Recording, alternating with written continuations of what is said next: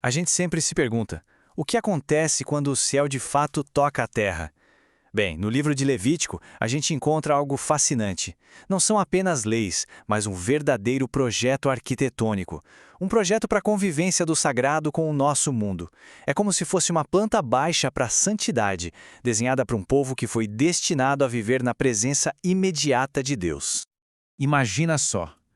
Bem no centro do acampamento, a glória de Deus pulsava. Era uma presença tão, mas tão intensa que exigia um jeito completamente novo de viver. Essa glória visível, a Shekinah, demandava um protocolo divino. A questão era, como é que meros mortais poderiam chegar perto do santo sem serem consumidos? As leis que a gente vai ver agora são a resposta para essa comunhão que era ao mesmo tempo perigosa e vital. E tudo começa com a voz do próprio Criador. Veja bem, não se trata de um costume, nem de cultura. É um decreto divino que estabelece as fronteiras entre o que é puro e o que é impuro, o sagrado e o comum. A santidade, a gente começa a perceber, inicia com essa capacidade de discernir e, claro, de respeitar essas distinções que vêm de Deus. A nossa jornada por essa arquitetura sagrada vai seguir 5 etapas bem importantes. Primeiro, vamos entender a razão de ser de tudo isso, a presença divina. Depois, vamos ver como essa santidade se reflete na ordem da criação, no ciclo da vida, na proteção da comunidade e, por fim, no papel fundamental do sacerdote. Olha, é fundamental entender uma coisa. Estas não são regras aleatórias, jogadas ao vento. Elas formam a estrutura, sabe? O alicerce necessário para que um povo imperfeito pudesse não apenas sobreviver, mas de fato florescer na presença de um Deus que é perfeitamente santo. E a santidade começa num ato bem básico do nosso dia a dia: comer. O primeiro campo a ser ordenado é o da alimentação. Porque a ideia é que o que entra no nosso corpo deve refletir uma ordem divina, uma ordem que já foi estabelecida na própria criação. É um chamado, na verdade, para a gente internalizar a ordem de Deus.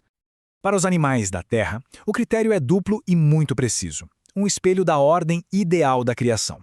Para ser considerado puro, o animal precisava ter as duas características: o casco fendido e a capacidade de ruminar. A ausência de apenas uma delas já o desviava desse padrão divino, tornando-o impuro. Lá nas águas, a regra é igualmente clara. A pureza era definida pela presença de barbatanas e escamas. Essas características que permitem o movimento e a proteção ideais, sabe? Qualquer criatura aquática que não se encaixasse nessa descrição era vista como uma anomalia e, por isso, impura. Agora, para as criaturas que voam, o texto não dá uma regra geral. Em vez disso, ele apresenta uma lista de exclusão. Nomes específicos, muitos deles predadores ou que se alimentam de carniça, são decretados impuros. O povo deveria conhecer e evitar esses animais, mantendo distância daquilo que representa a morte e a desordem. Do mundo de fora, a lei agora se volta para dentro, para o mistério do corpo humano e o ciclo da vida. O próprio ato de trazer uma nova vida ao mundo, um momento de tanto fluxo de sangue, de fluidos vitais, também está envolvido em rituais de pureza. Isso reconhece a santidade e o poder que existem no nascimento. Após o nascimento de um menino, a mulher era considerada cerimonialmente impura por 7 dias. É importante dizer, isso não era um julgamento moral, não tinha a ver com pecado. Era um reconhecimento sagrado. Ela esteve em contato direto com as forças da vida e da morte, e precisava desse tempo de separação para se reintegrar à vida comum do acampamento. Agora, se ela desse à luz uma menina, esse período de impureza inicial dobrava para 14 dias. O texto não explica o porquê, mas essa distinção reforça o princípio divino de ordem e de separação. Depois desse tempo, vinha um período adicional de purificação que marcava a transição dela de volta ao estado de plena pureza cerimonial. No fim desse período todo de purificação, era necessário um rito de sacrifício. E, de novo, não como punição, mas como um ato de expiação e de celebração. Um ato que reconhecia a soberania de Deus sobre a vida e que restaurava à mulher a plena participação na vida da comunidade e na adoração. A lei agora se expande. Ela sai do indivíduo e passa a cuidar da proteção, da santidade e da saúde de toda a comunidade. O sacerdote assume um papel crucial aqui, não só como líder espiritual, mas como um diagnosticador. Ele age como um guardião da pureza coletiva, um lugar onde a saúde física e a espiritual são inseparáveis. Uma simples mancha na pele, mas que levantava uma questão com um peso enorme. Não era apenas uma questão médica. Era uma condição que ameaçava a integridade de todo o acampamento e que podia levar à exclusão da presença de Deus e da comunidade.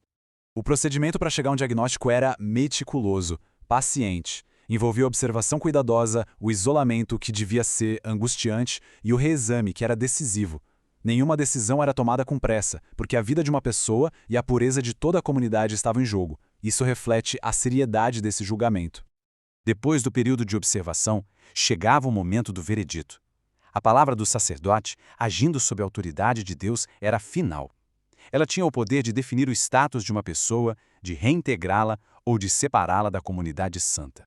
O resultado se baseava em evidências visíveis que não davam margem para dúvida.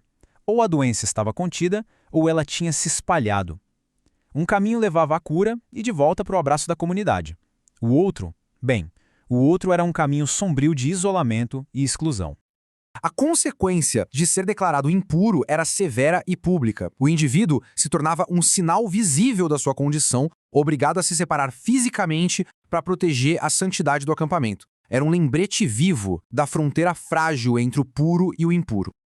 Cada lei, cada distinção, cada ritual, nada disso era um fim em si mesmo. Juntos, eles construíam uma arquitetura sagrada, complexa e bela. Um design divino, um ato de graça que tornava o impossível possível. Que um Deus santo e um povo pecador pudessem habitar juntos, ali, no mesmo deserto. Esta é uma produção da Primeira Igreja Batista de Guarulhos, um ponto de encontro entre Jesus e o pecador. Se essa nossa análise sobre a arquitetura da santidade ajudou a aprofundar sua compreensão das Escrituras, então inscreva-se em nosso canal, curta e compartilhe. Ajude a gente a levar a profundidade da palavra a mais pessoas.